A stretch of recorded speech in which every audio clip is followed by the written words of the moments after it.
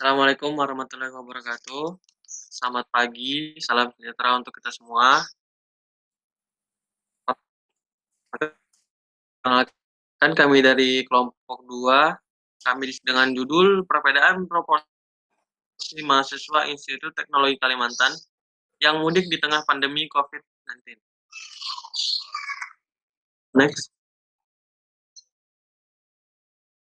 Ya, sebelumnya perkenalkan nama saya Hamzah Reaksya, NIM 05 19 10 32 dari Prodi Teknik Kimia. Ya, anggota Perkenalkan, berikutnya silakan memperkenalkan diri. saya Riko Dwi Saputra, NIM 04 19 10 72 dari Prodi Teknik Elektro. Perkenalkan, nama saya Jennifer Sudenan dengan NIM 08 19 10 34 dari Prodi Perencanaan Wilayah dan Kota. Perkenalkan, nama saya Iksan Anugrah, NIM 14 19 10 22 dari Program Studi Teknik Lautan.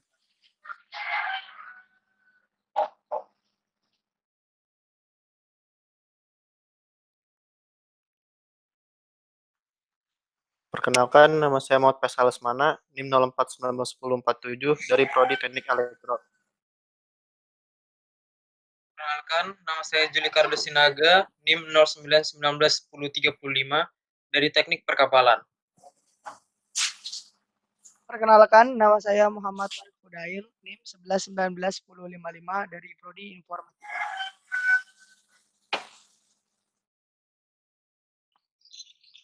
Ya, selanjutnya pada presentasi kali ini kami akan membahas beberapa pokok pembahasan. Yang pertama ada latar belakang, yang kedua ada tujuan penelitian, yang ketiga ada metode penelitian yang kami lakukan, yang keempat ada pembahasan, yang kelima ada kesimpulan. Next. Ya, selanjutnya akan diambil oleh saudari Jennifer. Kepada saudari Jennifer, kami persilahkan. Yang pertama, latar belakang. Coronavirus Disease 2019 atau COVID-19 adalah penyakit baru yang dapat menyebabkan gangguan pernafasan dan radang paru. Penyakit ini disebabkan oleh infeksi Severe Acute Respiratory Syndrome Coronavirus 2 atau SARS-CoV-2. Gejala klinis yang muncul beragam, mulai dari seperti gejala flu biasa, seperti batuk, pilek, nyeri tenggorokan, nyeri otot, nyeri kepala, sampai yang berkomplikasi berat seperti pneumonia atau sepsis. Meningkatnya virus COVID-19 di Indonesia membuat pemerintah pusat maupun daerah mengeluarkan berbagai himbauan, peraturan, dan kebijakan yang diberikan kepada masyarakat seluruh Indonesia. Solusi yang diberikan merupakan tanggapan pemerintah terhadap COVID-19 untuk menyediakan aktivitas pembelajaran di sekolah diganti dengan sistem daring atau pembelajaran melalui online agar mencegah penularan COVID-19. Hal tersebut juga terjadi pada kampus Institut Teknologi Kalimantan. Bahkan ujian akhir sekolah yang sudah terjadwal akhirnya diputuskan untuk dilakukan dari rumah demi menyelamatkan para mahasiswa dari penyebaran COVID-19. Hal tersebut memberikan mahasiswa pilihan antara pulang ke kampung halaman bagi yang tinggal di luar Balikpapan atau memilih social distancing dengan tetap berada di tempat tinggal mereka di Balikpapan. Hal tersebut yang mendasari kami untuk membuat laporan dengan judul Perbedaan Proporsi Mahasiswa IPK yang Mudik di Tengah Pandemi COVID-19.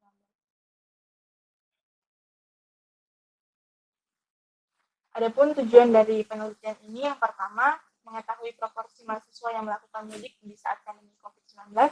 Kedua, mengetahui proporsi mahasiswa yang mudik dengan kendaraan pribadi. Yang ketiga, mengetahui persentase antara jumlah mahasiswa laki-laki dan perempuan yang melakukan mudik.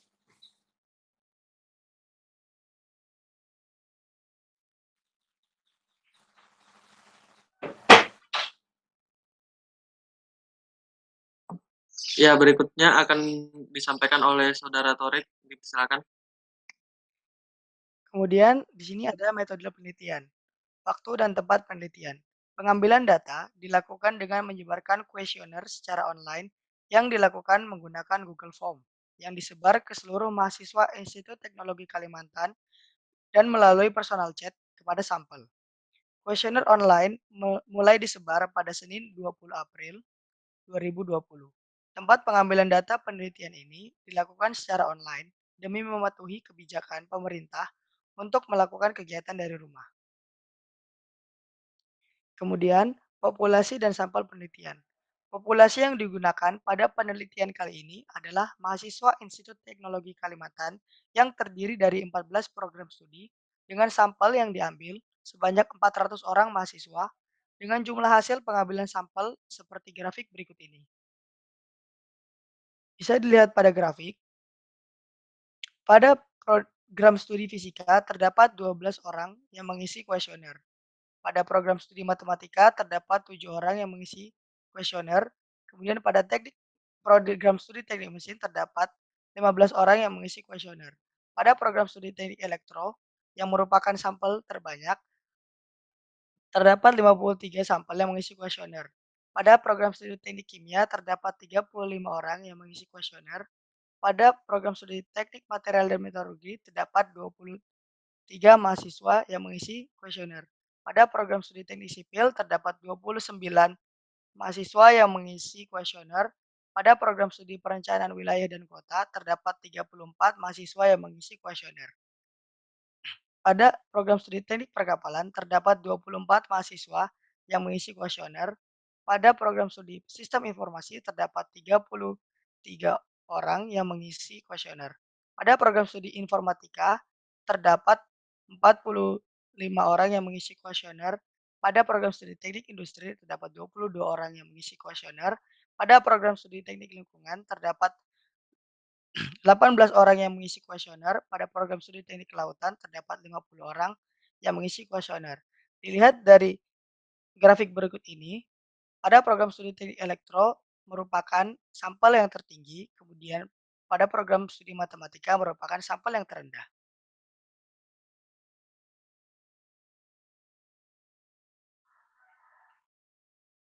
Ya, selanjutnya akan disampaikan oleh Saudara Julikardo. Dipersilakan. Di sini ada teknik sampling. Teknik sampling yang digunakan pada penelitian kali ini adalah teknik cluster random sampling, yaitu teknik pengambilan sampel yang dilakukan berdasarkan kelompok atau area tertentu dengan tujuan untuk meneliti suatu pada kelompok atau area tertentu tersebut.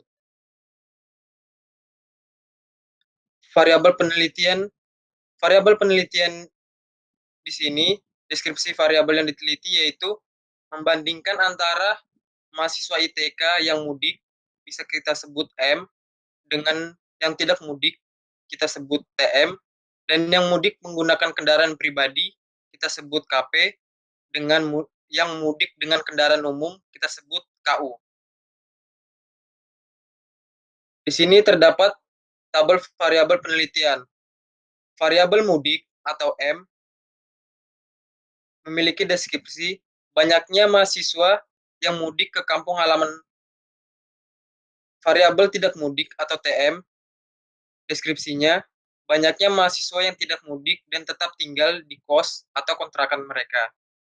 Variabel mudik yang dengan kendaraan pribadi atau KP, deskripsinya banyaknya mahasiswa yang mudik menggunakan kendaraan pribadi seperti mobil atau motor.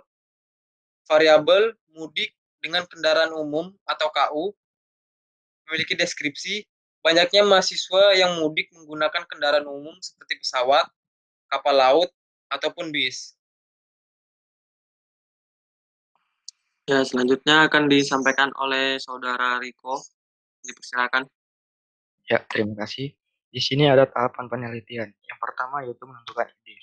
Ide yang didapatkan di sini yaitu melakukan perbandingan antara mahasiswa yang mudik dengan yang tidak mudik, dan mahasiswa yang mudik menggunakan kendaraan pribadi dan mahasiswa yang mudik menggunakan kendaraan umum. Setelah itu menentukan populasi. Populasi yang digunakan di sini yaitu seluruh mahasiswa-mahasiswi Institut Teknologi Kalimantan. Kemudian menentukan jenis data. Jenis data yang digunakan di sini yaitu data nominal. Setelah itu pembuatan kuesioner. Pembuatan kuesioner di sini berdasarkan secara online, yakni melalui Google Form. Setelah itu penyebaran kuesioner. Penyebaran kuesioner ini dilakukan pada tanggal 20 April 2020 dan disebar secara online melalui personal chat kepada sampel. Kemudian menghitung jumlah sampel. Jumlah sampel yang didapatkan di sini yaitu sebanyak 400 sampel. Kemudian pengolahan data statistik, setelah itu melakukan uji hipotesis, kemudian pembuatan laporan. Setelah itu analisis kesimpulan dan selesai. Ya, berikutnya akan disampaikan oleh Saudara Ihsan. Dipersilakan. Baik, terima kasih. Kita akan membahas tentang presentase antara mudik dan tidak mudik. Setelah dilakukan perhitungan dengan perhitungan rata-rata, dari sampel mahasiswa yang mudik dengan yang tidak mudik adalah sebanyak untuk mudik adalah 14,428 dan tidak mudik sebanyak 14,142, di mana mahasiswa yang mudik lebih banyak daripada yang tidak mudik. Dapat dituliskan secara sistematis, X mudik lebih banyak dari X tidak mudik. Untuk grafiknya bisa dilihat di bagian kanan bawah. Itu ada persentase perbedaan perbandingan mahasiswa mudik dan tidak mudik. Selanjutnya adalah persentase antara mahasiswa yang mudik dengan kendaraan pribadi dan kendaraan umum. Perhitungannya sama menggunakan perhitungan rata-rata. Dan dilakukan perhitungan, maka hasilnya adalah seperti yang tampak pada layar. Kendaraan pribadi sebanyak 8,928, untuk kendaraan umum sebanyak 5,500. Yang artinya di mana mahasiswa yang mudik dengan kendaraan pribadi lebih banyak daripada yang mudik dengan kendaraan umum. Grafiknya ada di sebelah bawah kanan. Itu adalah grafik persentase perbandingan mahasiswa mudik dan tidak mudik dengan kendaraan pribadi dan kendaraan umum. Selanjutnya adalah presentasi jumlah mahasiswa laki-laki dengan perempuan yang melakukan mudik dan sebagai berikut. Di mana laki-laki sebanyak 239 orang, perempuan 161, yang jika ditotal adalah menjadi 400 sampel. Diagram yang di sebelah kanan bawah adalah presentase jumlah mahasiswa laki-laki dan perempuan yang melakukan mudik, di mana laki-laki sebesar 60% dan perempuan sebesar 40%.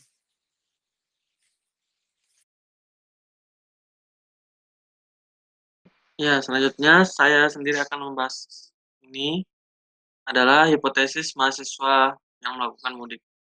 Berdasarkan pengamatan, ingin diketahui apakah mahasiswa yang ingin mudik lebih sedikit daripada mahasiswa yang tidak melakukan mudik akibat COVID-19. Sehingga klaim adalah H0 sama dengan P1 lebih besar daripada P2, H1 sama dengan P1 lebih kecil daripada P2. Setelah dilakukan perhitungan dan dengan melihat tabel Z distribusi normal, maka min Z alpha sama dengan minus 0,58. H0 ditolak jika Z lebih kecil daripada min Z alpha. Dan telah diketahui Z sama dengan 0,283. Dan min Z alpha sama dengan min 0,58. Jadi, Z lebih besar daripada Z alpha. Maka, keputusan yang diambil atau klaim yang menyatakan H0 diterima, bahwa mahasiswa yang melakukan mudik lebih banyak dibandingkan mahasiswa yang tidak melakukan mudik. Next.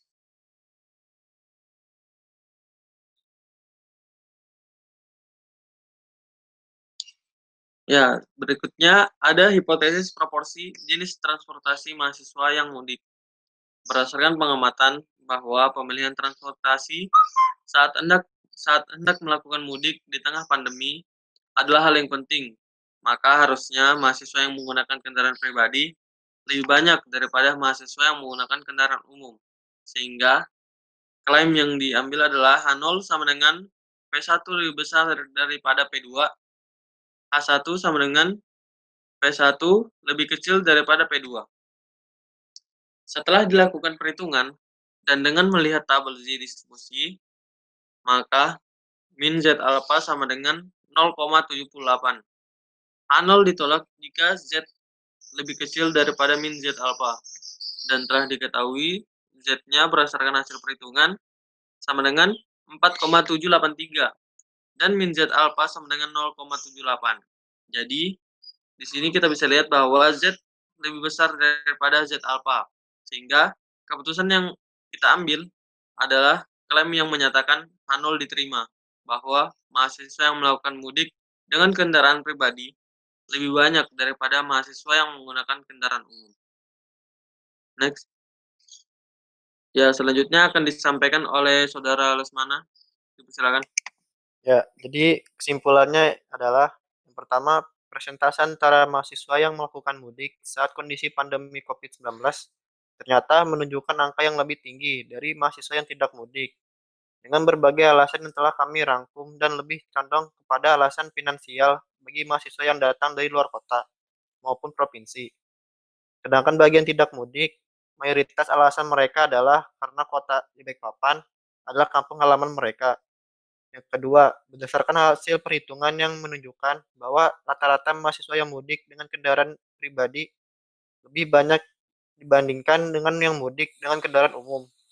Di mana yang kami simpulkan adalah karena kampung halaman mereka masih dalam lingkup satu provinsi dan kebanyakan mahasiswa yang mudik dengan kendaraan pribadi adalah mahasiswa laki-laki. Bagi mereka yang berasal dari luar provinsi, pastinya menggunakan kendaraan umum, baik itu berupa bis, kapal laut, atau pesawat.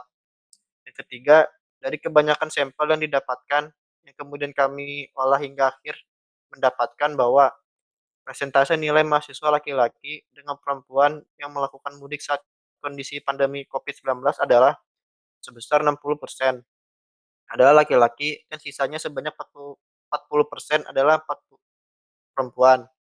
Ini berdasarkan pertanyaan yang telah kami cantumkan di dalam prompt Google sebagai media pengambilan data sampel.